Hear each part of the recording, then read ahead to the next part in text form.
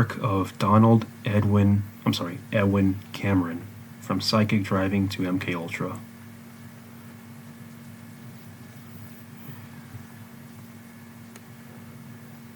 March 25th, 2023. Not sure what this is. Okay, Sage Journals. Okay. Just close this and go back. Abstract. Donald Ewen Cameron is known as the Canadian psychiatrist behind the Montreal Experiments, a series of brainwashing experiments. As a part of a larger Central Intelligence Agency CIA project known as MK Ultra, the CIA regarded these experiments as a potential military weapon during the Cold War. However, a closer look into Cameron's research and Project MK Ultra shows that these experiments began long ago before Cameron was contacted by the CIA. Additionally, Cameron received funding for his experiments indirectly, so he was probably never aware the money was from the CIA. In this paper, I analyzed the published work of Dr. Cameron from the beginning of his career to his role in MK Ultra, and evaluate his own possible reasoning behind these experiments. Keywords: brainwashing, Cameron, deep patterning, MK Ultra, Montreal. Introduction. Dr. Ewen Cameron is known for his brainwashing experiments at the Allen Memorial Institute in Montreal, which took place in the late 1950s and early 1960s. Also known as Subproject 68 of the U.S. Central Intelligence Agency CIA Project MK Ultra. These experiments played a significant role in the CIA's quest to harness mind control as a weapon during the Cold War. The most well-known narrative around Cameron is that of an accomplice to military torture, a man who sold his soul to the CIA and knowingly destroyed the lives of healthy patients. However, this may not be entirely accurate. According to Cameron's published research, his theories of psychic driving began before he was even contacted indirectly by the CIA and originated as a possible treatment for mental disorders.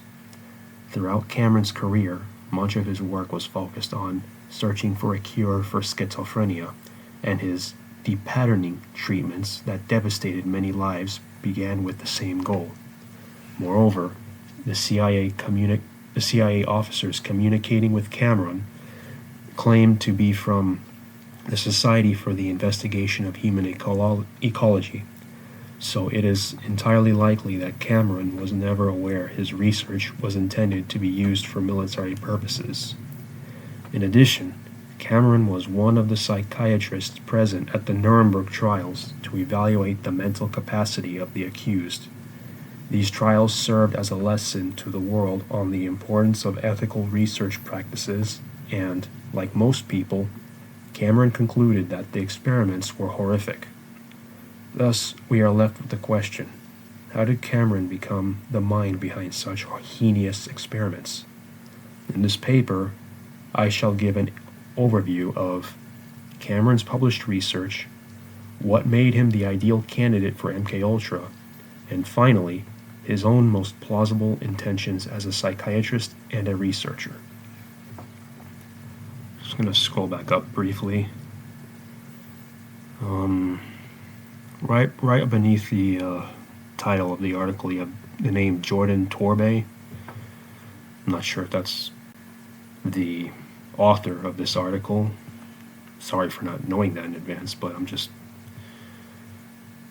pointing that out. But anyways, I'm going to go back. So, next section, early work. Donald Ewen Cameron was born in Scotland, studied at the University of Glasgow, and lived in many different locations, including Maryland, the U.S., Zurich, Switzerland, Manitoba, Canada, and Massachusetts, United States of America, in that order. In 1935, Cameron published the book Objective and Experimental Psychiatry, in which he emphasized the importance of rigorous knowledge of biology when studying psychiatry, and highlighted the effects of the environment on individual organism. Citing both British and European schools of psychiatry, he worked as a researcher in Albany, New York for many years until the renowned neurosurgeon Dr. Wilder Penfield invited him to work at McGill University in Montreal, Canada. In 1943, Cameron set up his research laboratory known as the Allen Memorial Institute in Ravenscrag, a mansion that formerly belonged to Sir Hugh Allen. Academic 2022. Dr. Cameron always believed in a strict method. Academic 2022. Some of these are citations here. Yeah, it's a citation. That's what it is. It's a hyperlink to a article from academic.com. So back to the article. In his published work, he always stated his research question, clearly outlined in the materials and methods, and explained the results. His earlier work in the 1930s covered various topics in psychiatry, including epilepsy, depression, anxiety, emotion, and psychotropic drugs, but he took a particular interest in schizophrenia. Cameron examined many potential treatments for schizophrenia, as well as the psychological differences between people with and without schizophrenia. In 1934, he published the paper Heat Production and Heat Control in the Schizophrenic Reaction. Patients were placed in extreme heat at a room temperature at 36 to 42 degrees Celsius for 1 hour, and their change in body temperature was measured. Response to cold was also measured. Patients were placed in a tub of cold water at 28 degrees Celsius for 12 minutes, with their temperature taken every 3 minutes. Participants' baseline body temperatures were measured, as well as body temperatures before and after ingesting food. Results showed that the average body temperature of schizophrenic patients was lower than that of controls, and it also fluctuated more. Schizophrenic patients responded more dramatically to extreme cold, but they were no more affected by extreme heat than were controls. Cameron, 1934. This 1934 study is a prime example of how ethics can be neglected when researchers are set on finding answers. Being exposed to 40 degrees Celsius heat for an hour could put a person at risk of heat exhaustion and would certainly not be pleasant to endure. Another paper published, by Cameron in 1931 examined the effects of dehydration on epileptic patients. They were put on a low water diet where they were allowed as little as 600 milliliters of water per day, and even given diuretics to decrease water retention. Results show no significant differences in the number of seizures between the low water group and the control group. However, it was observed that patients would become so desperate for water that they would steal food and drink, even attempting to drink out of flower vases to consume snow from windmills. Patients experienced severe weight loss and acidosis from increased blood urea nitrogen. One patient, only known as patient 11, died during the experiment. I'm going to briefly pause and just start to read the hyperlinks in case anybody's interested in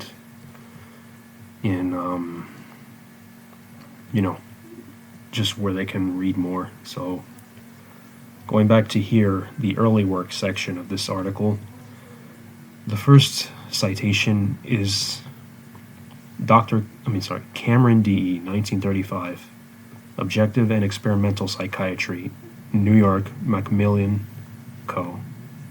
And then you have a link to Google Scholar .google.com.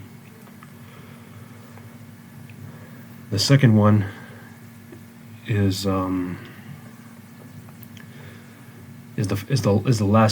of the last sentence of the first paragraph of the early work section. It's academic 2022.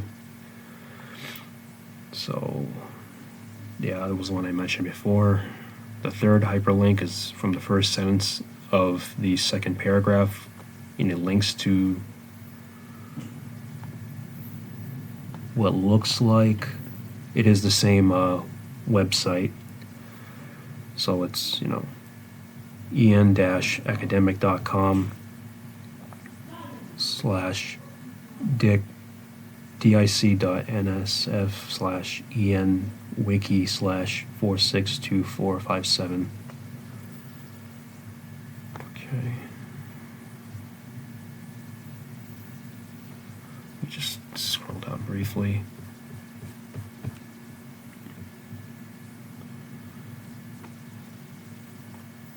Okay, so it does have the references at the bottom. Make note of that for future reference. I'll just go over the references at the end instead and just focus on reading articles and documents. But yeah, if you're watching or even if you're listening, you could just, type in the name of this article, The Work of Dr. Ewen Cameron, From Psychic Driving to MK Ultra by Jordan Torbay, and it's on the National Library of Medicine website.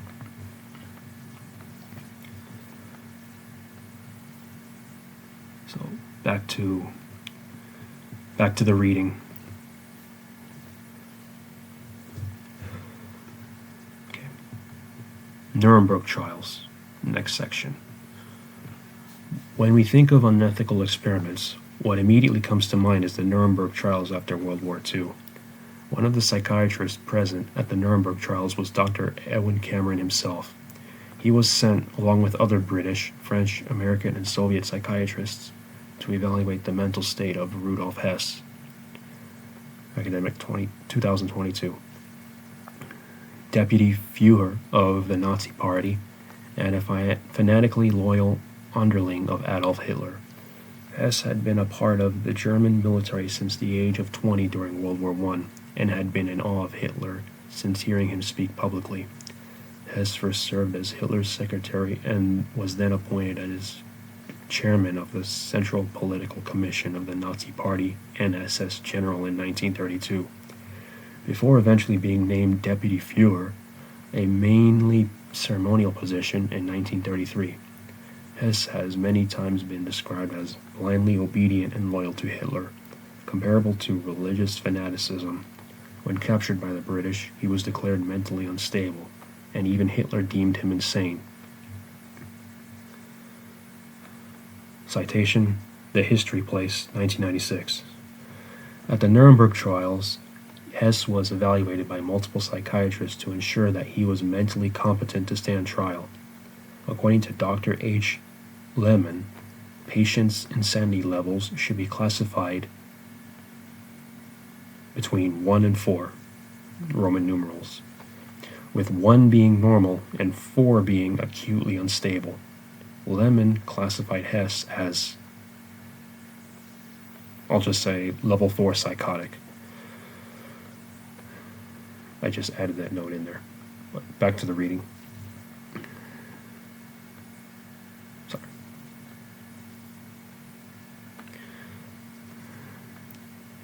And described him as having impractical ambition, impulsiveness, reasoning based on symbolism rather than logic, fabulation with a tendency toward the bizarre, as well as a rigid, egocentric attitude. Sorry, just to clarify, when I said level 4 psychotic, it just has Roman numeral 4 IV for 4 dash psychotic. That's why I said level 4, just for clarification's sake. And keep comments to a minimum. Just back to the reading.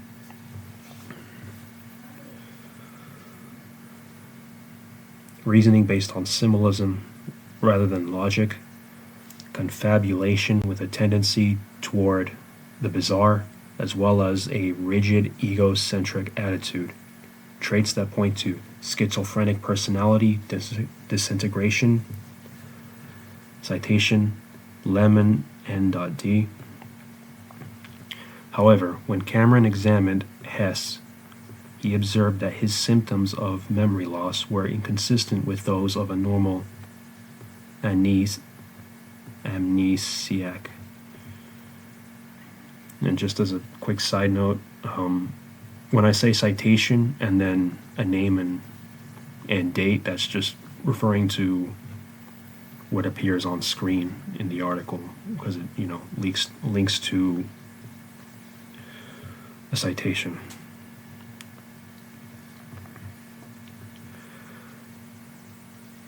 So back to the reading.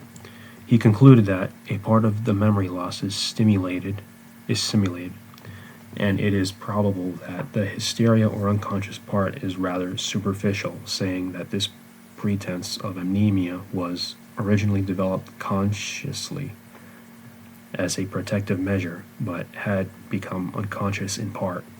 Furthermore, Cameron described how Hess later admitted on trial that he had simulated his loss of memory for tactical reasons while in England, but he had intended to reserve his declaration for a later period in the trial.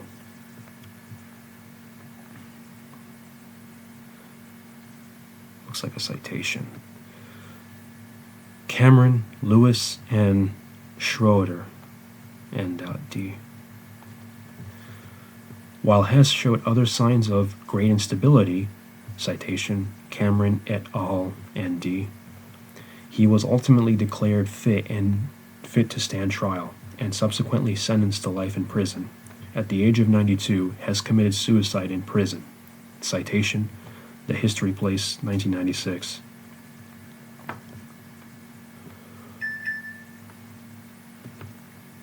History repeats itself, and there are many distinct similarities between the World War II experiments prosecuted at the Nuremberg trials and Cameron's experiments.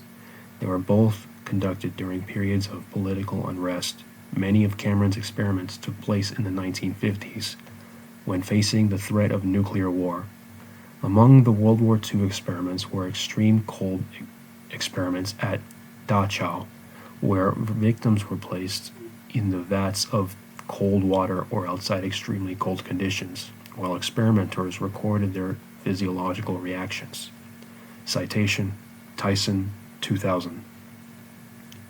Cameron also used temperature as an independent variable in his 1934 study with schizophrenic patients, using extreme heat and cold on participants. Citation, Cameron, 1934. Also, at Dachau concentration camp, experimenters attempted to find a way to make seawater drinkable, forcing victims to drink seawater while depriving them of food and fresh water. Victims became severely dehydrated to the point where they licked floors that had just been mopped in an attempt to get fresh strips of water. Citation, Tyson, 2000. Similar desperate behaviors were observed in citation, Cameron's 1931 study on the effects of dehydration on epilepsy mentioned above.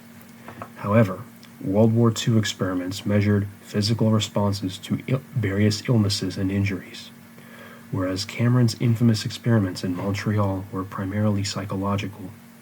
As reported in citation, Academic 2022, Cameron, like the vast majority of people, found the World War II experiments horrific. He published a paper entitled Nuremberg and Its Significance, where he described the atrocities of these experiments and what it meant for the German people. He also gave a lecture called Dangerous Men and Women, where he concluded that the German race was inherently predisposed to inhumane acts. Cameron differentiated populations into the weak and strong, expressing his concern at the weak continuing to reproduce. Citation, Academic 2022. The The Nuremberg trials brought to light the dangers of experimenters regarding the well-being of subjects, and, after that, scientists across the world began to prioritize physical health and safety of their patients. However, the same cannot be said for patients' mental well-being.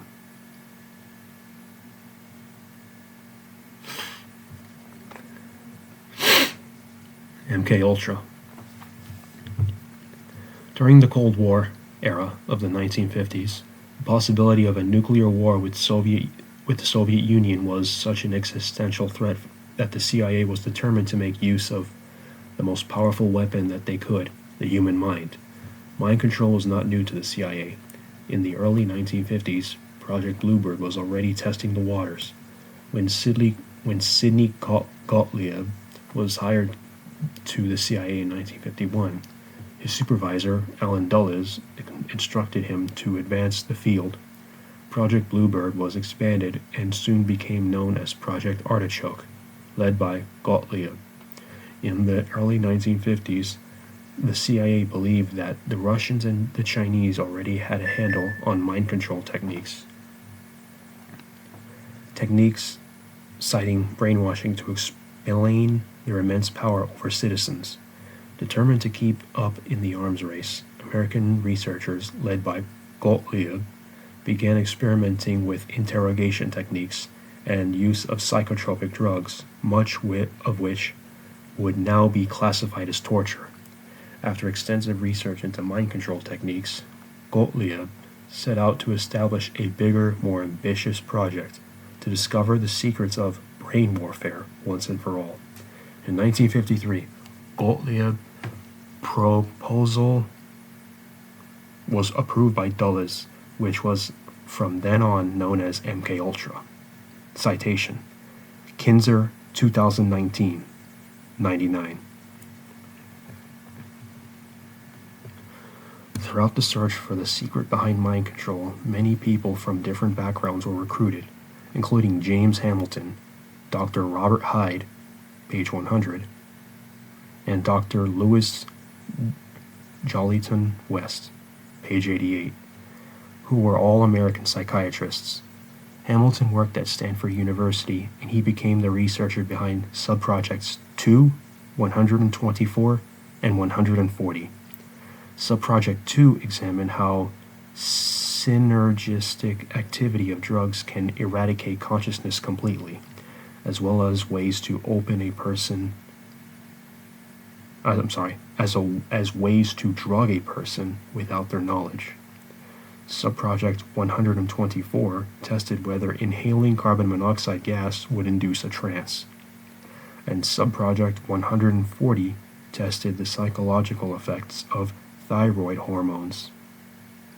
Page 99. Hyde coordinated subprojects 8, 10, 63, and 66, which studied the effects of psychotropic drugs, in particular LSD-25, and alcohol, page 100.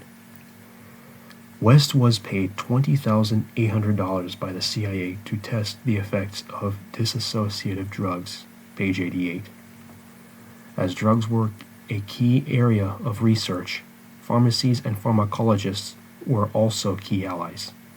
The American pharmaceutical company Eli Lilly was behind subprojects 6 and 18, where the CIA paid $400,000 for bulk purchases of LSD, making subproject 18 the most expensive subcontract. pp. 86 and 130. Dr. Harris Isbell was an American pharmacologist who studied the effects of LSD, mescaline, psychotomimetic drugs that cause delusions, in parentheses, and even worked on preclinical development of new drugs. P95. Another recruit was Dr. Carl Pfeiffer, an American physician and biochemist who studied depressant and hallucinogenic drugs. P97. Sorry, I can't tell if it's referring to something on page 97 or sorry, I'm just going to say P97, or if it's a page number, I'm not sure, but moving on. Not everyone recruited was from the traditional backgrounds. One of the most well-known figures was George Hunter White, who held the title of Federal Narcotics Agent and CIA Consultant under the pseudonym Morgan Hall.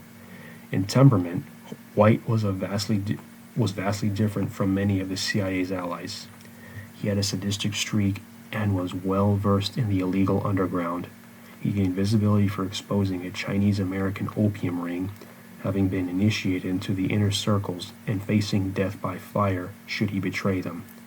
At first impression, White was rather rough, being well acquainted with criminals, pimps, and prostitutes, and having a taste for sadomasochism.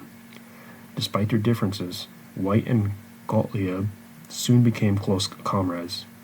White became known as the person behind Operation Midnight Climax, also known as Subproject 35. As per Gottlieb's instructions, White enlisted prostitutes to lure clients into their safe houses where they were drugged without their knowledge, so that the CIA psychologists could study the effects of sex and drugs on the human psyche. Kinzer, 2019, 149 to 151. Another ally of the CIA, John Mulholland, was not a scientist at all, but a magician. He was a student of Harry Houdini and author of several books. A renowned illusionist and a skilled performer. One of his areas of mastery was the psychology of deception, making him a valuable ally to the CIA. Gottlieb enlisted him to write a manual on how to use magicians' stage techniques for distraction and deception, intended for CIA officers to use in practice. This original project, known as Subproject 4, was expanded into Subproject 19 until the final version was published. The official CIA Manual of Trickery and Deception. Kinzer, 2019, 88-92. At the 1954 convention of the American Psychological Association, Gottlieb's officers were drawn to a Canadian study by Dr. Donald Ewen Cameron at McGill University, testing the effects of radical isolation upon intellectual function. Hebb was dubbed the father of neuropsychology for his innovative research that combined neuroscience and psychology. The well-known Hebbian theory of neuroplasticity stated that connections between neurons became stronger and more sensitive when they are activated more frequently. In other words, cells that fire together wire together. Citation, Ferguson, 2022. Like Cameron, Hebb conducted psychological experiments. His participants were McGill students who volunteered in exchange for $20 compensation per day of the experiment. In these sensory deprivation experiments, the participants lay on hospital beds with translucent goggles, arms cuffed, and speakers that emit buzzing noises in their ears. After 3 days of this treatment, participants experienced surreal hallucinations. Citation, Hebb and Heron, 1955.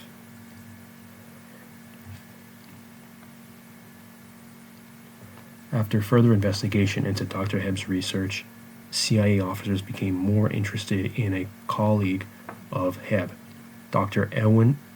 Donald Ewen Cameron. He adapted Hebb's experiments using a greater degree of force, using drugs and hypnosis to induce a clinical coma, and he compared the subject's psychological breakdown to criminals breaking down under interrogation. Citation, Kinzer, 2019, Chapter 8. The longest of any of Hebb's patients was 6 days of sensory deprivation. Citation, Hebb and Heron, 1955. Whereas some of Cameron's sensory deprivation studies lasted up to 35 days. Citation, Kinzer, 2019, Chapter 8. Within the next few years, Cameron would become Gottlieb's most valuable ally in the quest for mind control research.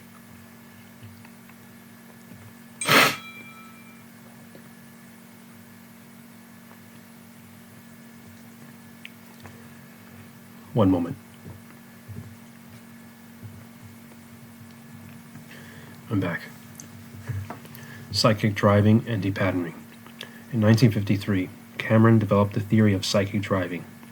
Citation, Simkin, 2020, where the minds of patients were manipulated using verbal cues repeatedly. The objective was to bring repressed thoughts to the forefront of the patient's mind, such that they could identify them.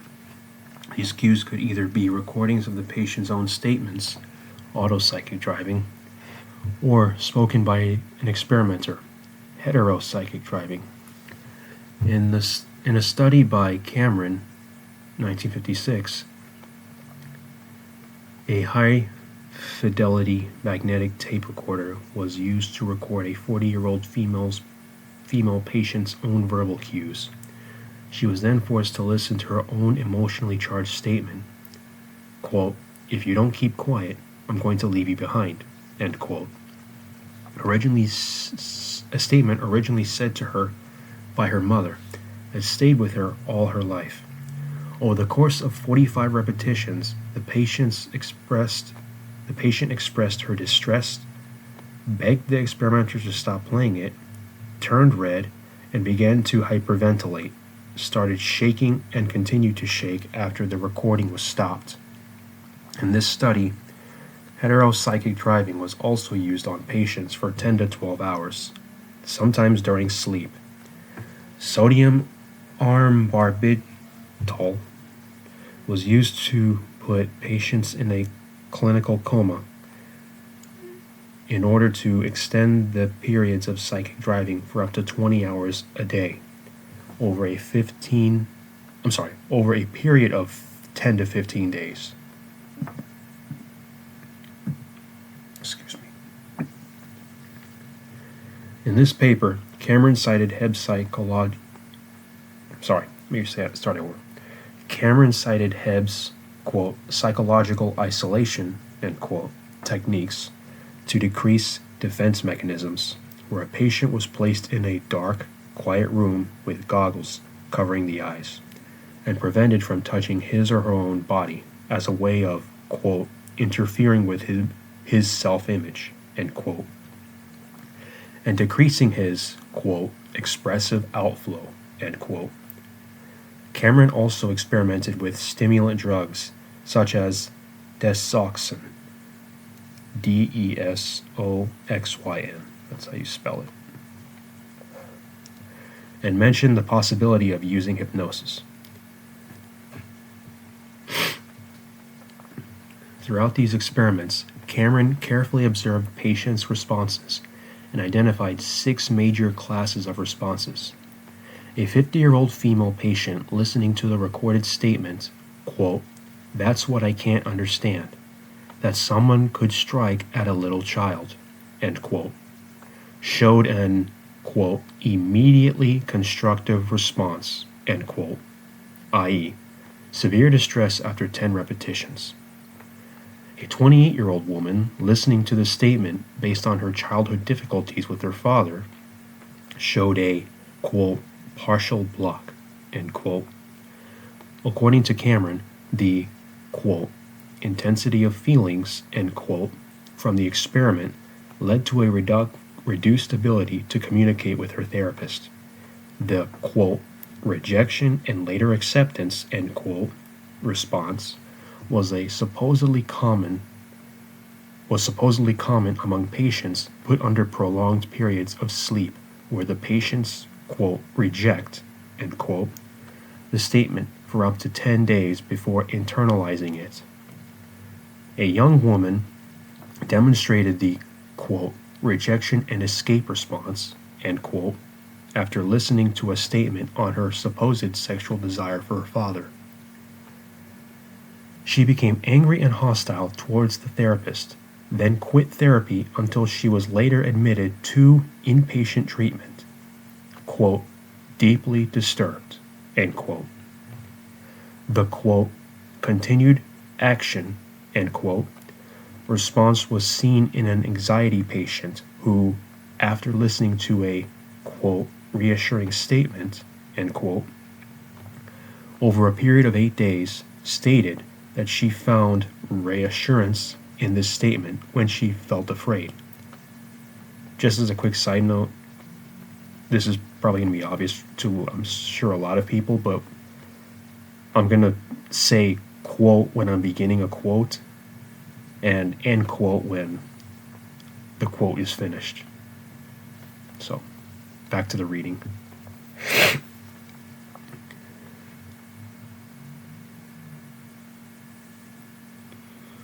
Sorry, I'm just looking for my place again.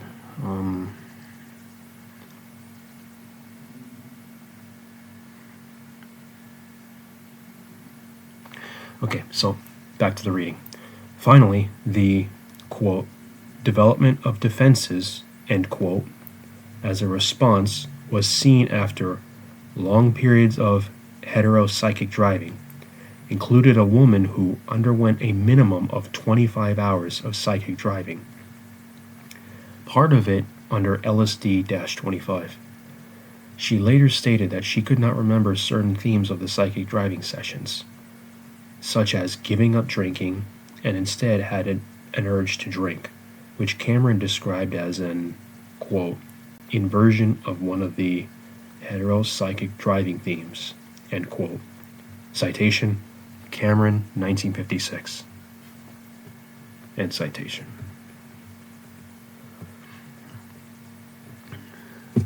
I'm also going to do that just for clarification, just, citation and then end citation when I've read the reference or the hyperlink.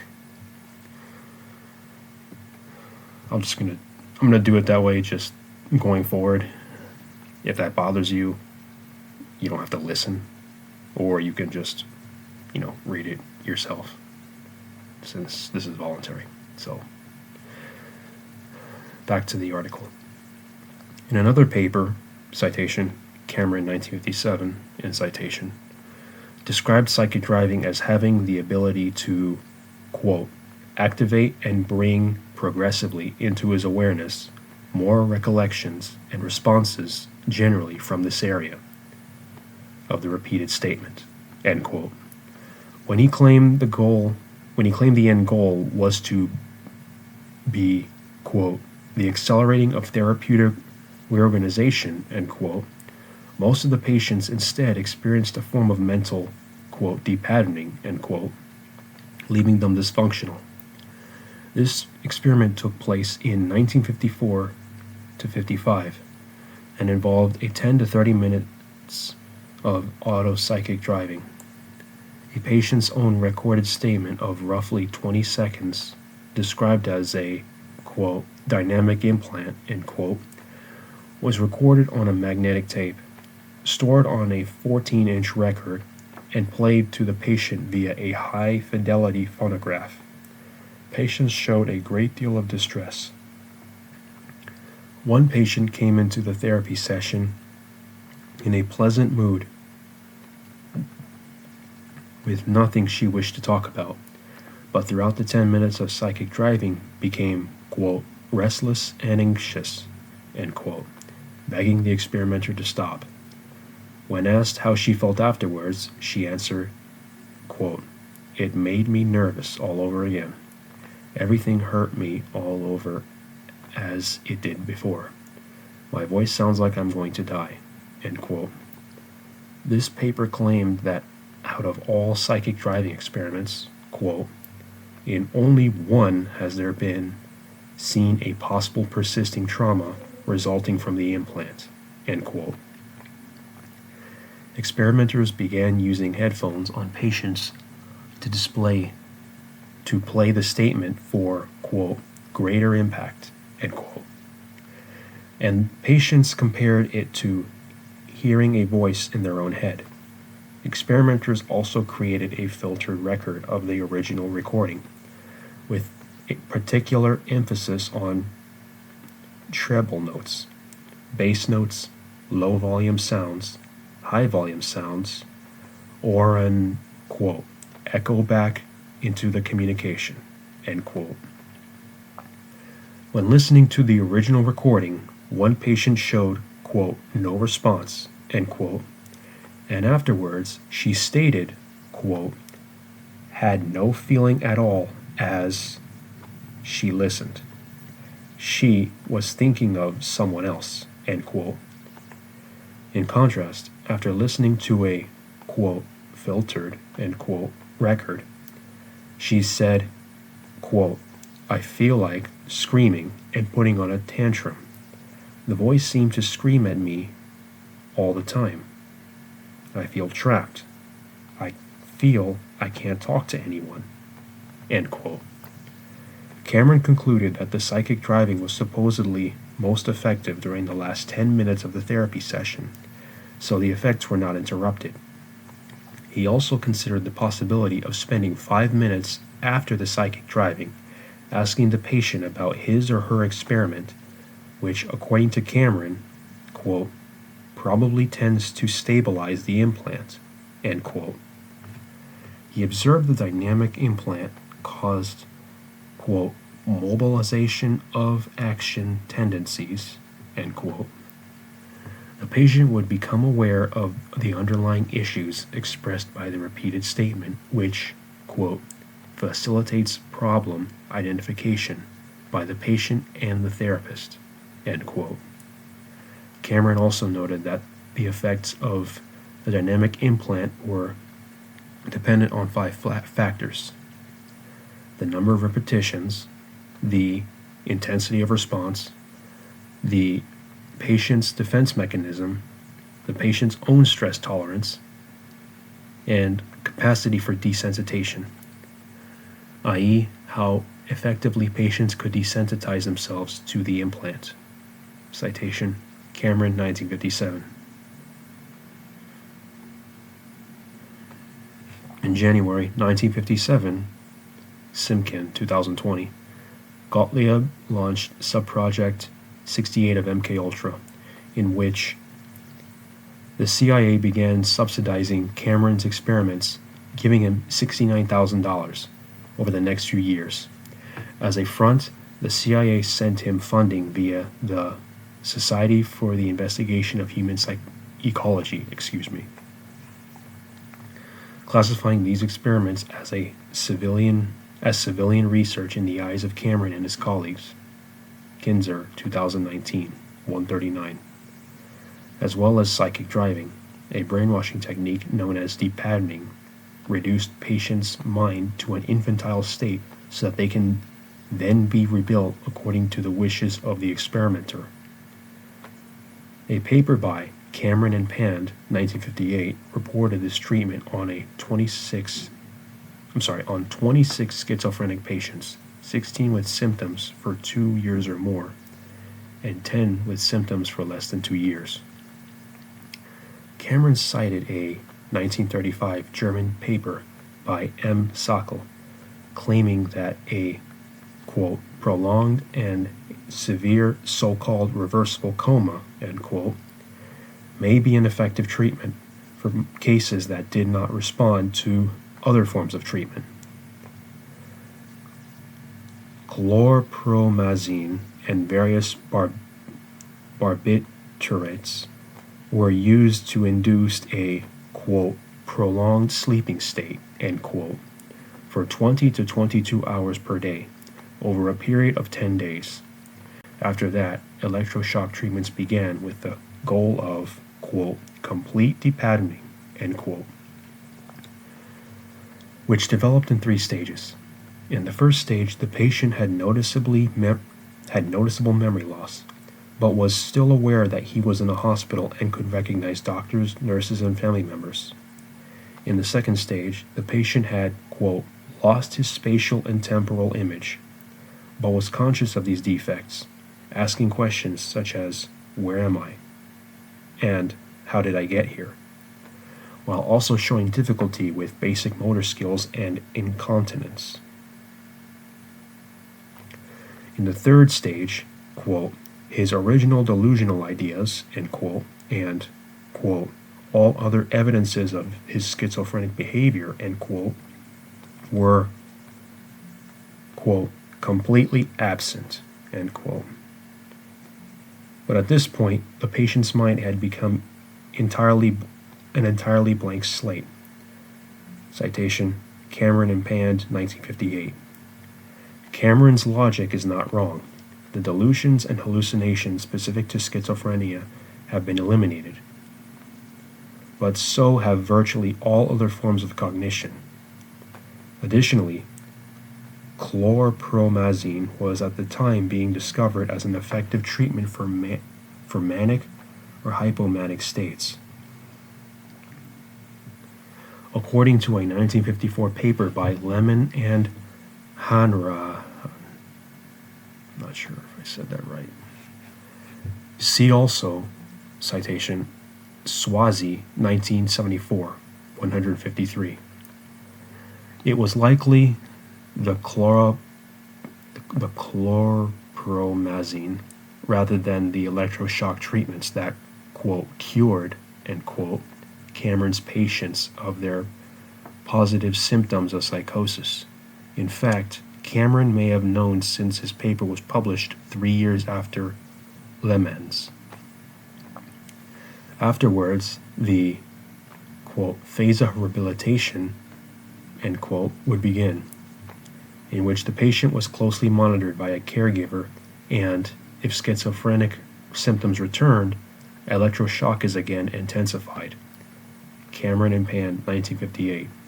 Note that it is necessary to distinguish an actual schizophrenic relapse from forms of behavioral disturbance, presumably as a result of depatterning procedure, which occurred in approximately 25% of the patients. These symptoms were treated with chlorpromazine or reserpine after 1 month of rehabilitation. The patients were discharged and given frequent follow-up electroshock treatments. Patients were given psychotherapy during the rehabilitation stage and the 2-year follow-up, with the goal of helping the patient to become stabilized and return to normal functioning. This paper claimed that this was an effective treatment out of the 16 patients with schizophrenic symptoms lasting 2 or more years. All 16 of them were discharged and 11 had, quote, good, end quote, results at the follow-up appointments, though, quote, some residual evidence of schizophrenia, end quote, was noticed. However, 2 patients developed, quote, paranoid reactions, end quote, to the follow-up care, and 3 were remitted to the hospital, of which 2 were later discharged and 1 was still being treated at the time of publication.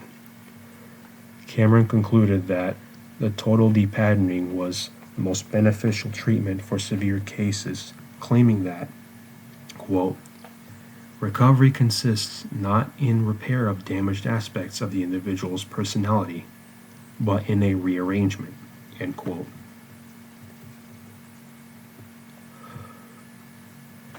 These experiments went on for many years. Citation, Cameron, Levy, Rubinstein, and Malmo, 1959.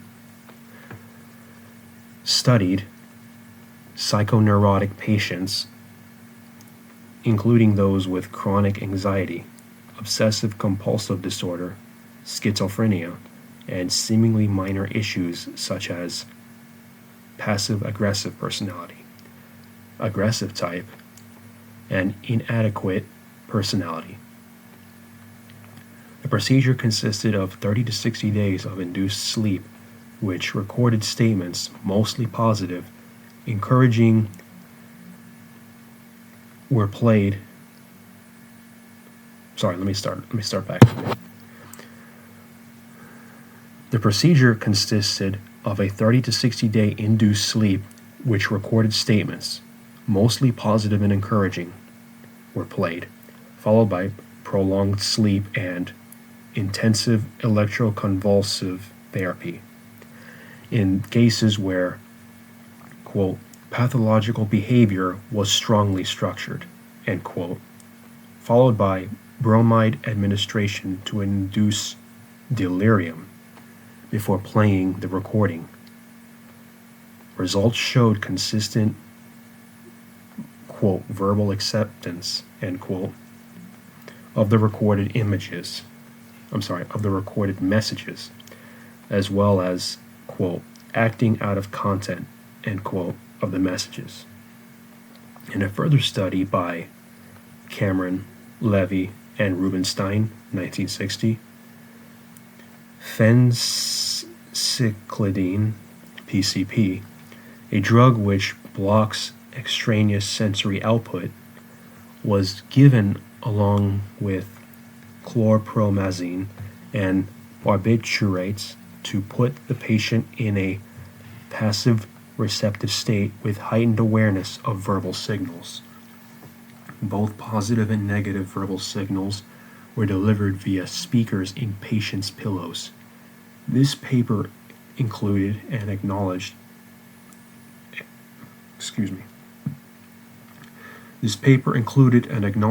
of a grant from the Society for Investigation of Human Ecology, INC, the cover that the CIA was using.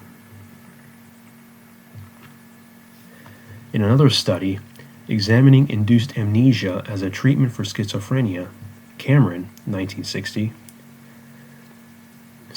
criticized the use of the term regressive shock therapy for his depatterning procedure, saying it evoked an, quote, actual functional return to infancy, end quote, as opposed to, quote, merely a partial similarity in behavior, end quote. This study, which included 53 schizophrenic patients, followed the same procedure of induced sleep and intensive ECT, but with the goal of inducing amnesia to the point where the patient loses all recollection of the fact that he formerly possessed a space-time image which served to explain the events of the day to him, end quote.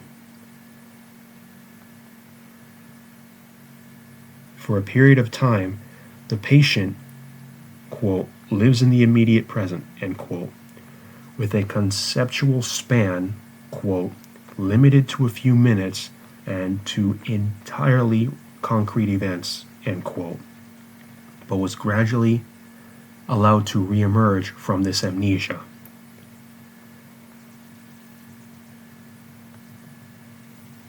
Cameron ultimately concludes that the patient ends up with a, quote, considerably greater amnesia for his schizophrenic behavior than for his concurrent normal behavior in the period prior to the treatment, end quote. In the next paper on sensory deprivation, citation, Cameron, Levy, Ban, and Rubinstein, 1961b, Cameron cites his colleague Donald Hebb's sensory deprivation experiments in the 1950s. He then introduced his own research at the Allen Memorial Institute, where psychoneurotic and schizophrenic participants were kept in a soundproof room with rubber eardrum emitting, quote, white sound, end quote, goggles obscuring their vision, cardboard cylinders over their arms, and no social interaction except when interviewed by researchers or, quote, fed and toileted, end quote, by nurses. Although participants were told that they could leave the study at any point, experiments lasted up to 16 days and patients experienced hallucination and depersonalization as a result of, quote, repression and aggression turned against the self, end quote. Patients were also given drugs such as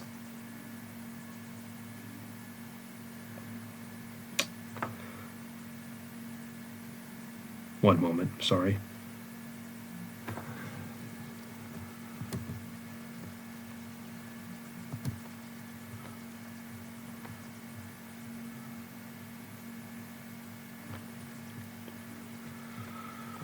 Please pardon my ignorance. I'm not sure if that's CL-400 or CI-400. I think that's an L. I'll just say CL-400 400, and PCP, the latter of which causes apathy, anxiety, and disturbance of body image. By 1961, Cameron had made 6 key conclusions, which he summarized in his paper for the Canadian Psychiatric Association Journal. Cameron et al., 1961a. 1. The key component of the psychic driving theory, verbal signals, led to changes in behavior. 2. These statements can be set up by the experimenter. 3. A patient's personality set can be, quote, temporarily broken up by means such as induced sleep and electroshock therapy. 4. Personality changes are more effectively induced when targeting a, quote, dormant behavioral pattern, end quote. 5. Repeated verbal signals can cause psychological changes as well as psychological ones. Let me repeat that. Repeated verbal signals can cause physiological changes as well as psychological ones, such as flexor, extensor dominance of forearm muscles. And 6, these methods are much more effective when follow-up psychic driving sessions are provided for weeks or months after the initial procedure.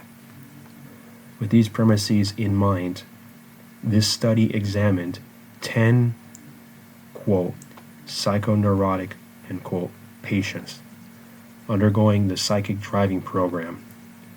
In this study, they were given 15 to 150 milligrams of curare in beeswax to decrease activity, along with sensory deprivation. Cameron concluded that this treatment led to positive changes for the patient's mental health and functioning.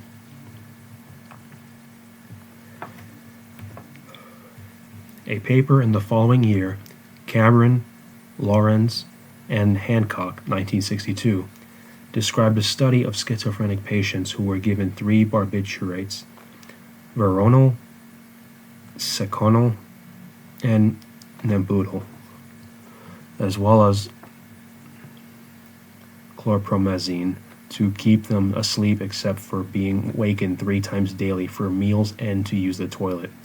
This study also introduced a new monoamine oxidase inhibitor, RO4-1038, to alleviate, quote, organic anxiety, end quote, from the procedure and to prevent the patient from becoming seriously disturbed. In accordance with the conclusions of the 1961 study, patients were given follow-up ECT appointments for 22 to 68 months. In this paper, Cameron criticizes the name regressive shock therapy, citing a 1948 paper by Kennedy and Ansel for this, quote, misleading designation, end quote. The next paper, Cameron, Levy, Ban, and Rubinstein, 1964, commended the possibility of automation of psychotherapy, saying it offered an alternative to the time counseling process of psychotherapy. This paper claimed that psychic driving had many positive consequences for the patient, including uncovering underlying causes of psychological problems, identifying problems, desensitization to emotional distress, patient-therapist interaction, problem solving, and reorganization of thoughts and beliefs. Aftermath and discussion. Dr. Cameron is widely known as, quote, CIA doctor, end quote. But it is debatable to what extent his work was influenced by the CIA. Since his early research in the 1930s, Cameron had taken an interest in schizophrenia and its potential treatments. His 1934 paper on his study using extreme heat and cold aimed to better understand the differences between schizophrenic patients and control subjects,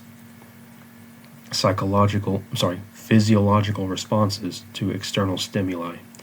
When the CIA began funding Cameron's experiments at McGill, he was supposedly unaware that the money came from the CIA.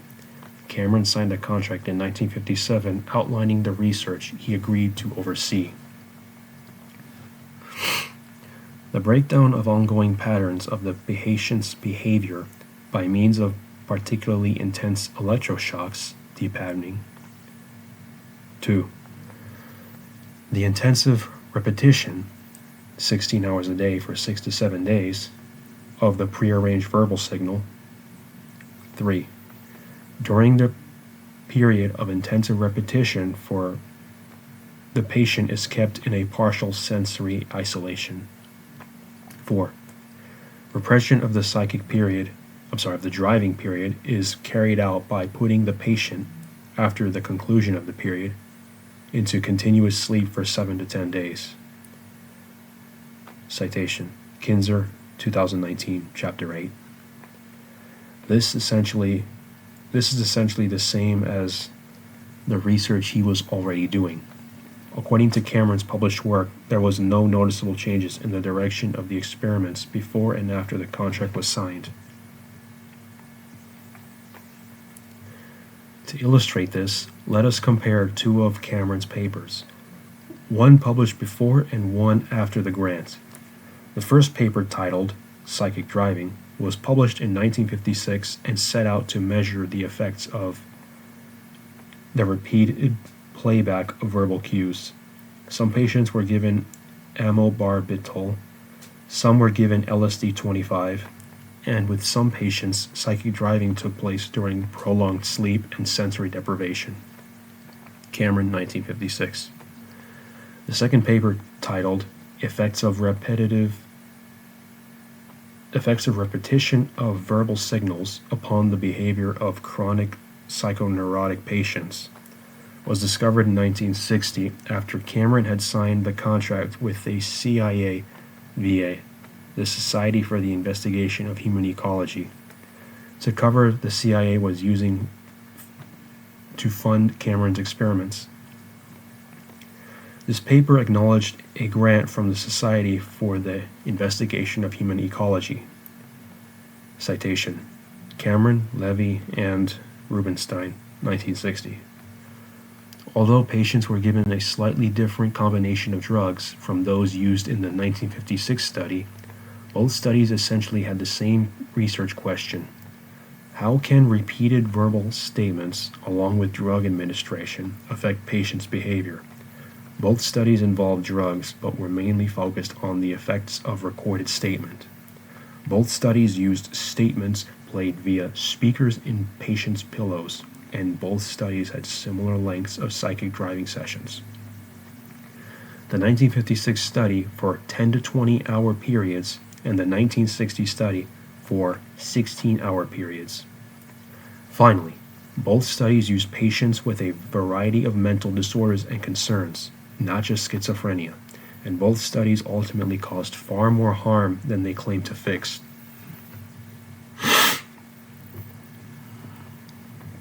Despite the claims that Cameron's experiments were legitimate medical treatment, these experiments had a devastating impact on patients and their families. In Canadian Broadcasting Corporation, CBC podcast, Alan Tanney described how his father, Charles Tanney, a hard-working man with trigeminal neuralgia, was admitted to the Allen Memorial Institute and was never the same after he returned. Citation: Shepard, 2020-21. In the following decades, numerous lawsuits were filed on behalf of Cameron's former patients, including Tanney. In 2019, a class action lawsuit was filed in the Superior Court, District of Montreal. Tanney versus Royal Victoria Hospital et al. Citation: Consumer Law Group, 2019. Charles Tanney's daughter, Julie Tanney, filed the lawsuit on behalf of her father and other victims of the Montreal Experiments, seeking compensation for victims and their families. The legal proceeding described how Tanny was given over 50 days of insulin-induced sleep therapy, in which he was given multiple drugs: barbiturates, seconal, membutal, veronal, amobarbital, antipsychotics, sparine, reserpine, and chlorpromazine, and glutamide, a hypnotic sedative. Okay. He was also given frequent ECT treatments, many of which were Page-Russell, an intensive form of ECT where shocks continued during convulsions.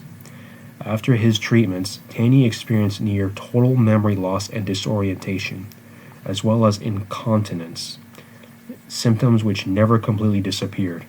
Returning home from the hospital, Tanny had changed from being a loving and engaged father to emotionally distant and volatile, even physically abusive toward Julie Tanny, a young child at the time.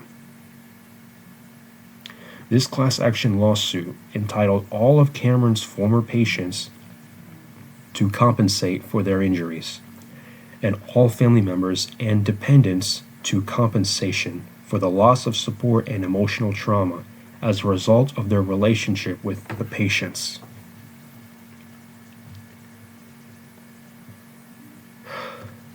Cameron's experiments had devastating consequences for patients and their families. What began as hopeful treatment for severe mental illness strayed from legitimate medical treatment and became a form of medical torture likened to the Nuremberg trials. Hence, how could a psychiatrist present at the Nuremberg trials, who condemned the entire German people for allowing such experiments to happen, become involved in such experiments? In reality, Cameron's experiments began with the aim of treating schizophrenia, with no political or military purposes. And even after the CIA began funding the experiments, Cameron was kept mostly in the dark about where the money came from. There is no evidence showing Cameron wished to be part of any CIA project. It is more plausible that he was driven by sheer intellectual curiosity like most scientists. While modern medicine shows that these experiments have little scientific value, much of Cameron's logic was sound. His experiments showed a clear research question, methods, result, and interpretation. This does not excuse the lack of regard for patients' welfare. Ethics must always be present at the forefront of research, something Cameron would have been aware of, having been present at the Nuremberg trials. However, many scientists, including colleagues of Cameron, have done ethically controversial studies. Instead of the false dichotomy of the good scientist versus the bad scientist, we must be aware that we are all capable of such atrocities if we allow our desires or our desire for the answers to come before our first duty, to do no harm. And that is the end of the article. Now we just have footnotes and references.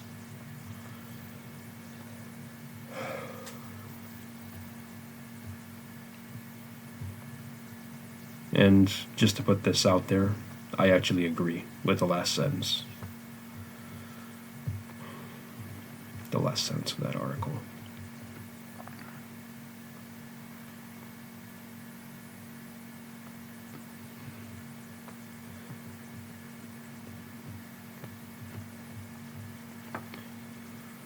So, footnotes. The author declared no potential conflicts of interest with respect to research, authorship, and/or publication of this article. Funding. This research received no specific grant from any funding agency in the public, commercial, or not-for-profit sectors. References. A. Archival sources. McGill University Archives, Montreal, Canada. 1. Cameron D.E., Lewis, NDC. Schroeder, Schoredder, PL, ND. Additional psychiatric comment on the Rudolf Hess case. I'll just stop it right there.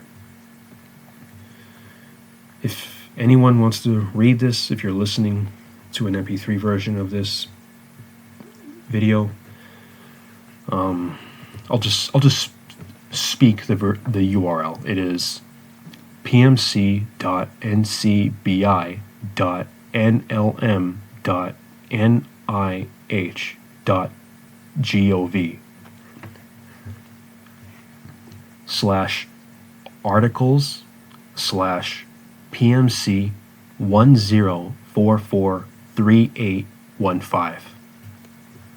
That is the entire URL for this document or article. Just scrolling down, there's 2 sections for references. The first section has 2 listings, and it's titled under A, archival sources, and then the second set of references is under B, publications. And then you've got 25 entries for the publications section. So that's it for this video, or for this audio recording, and yeah, that's it.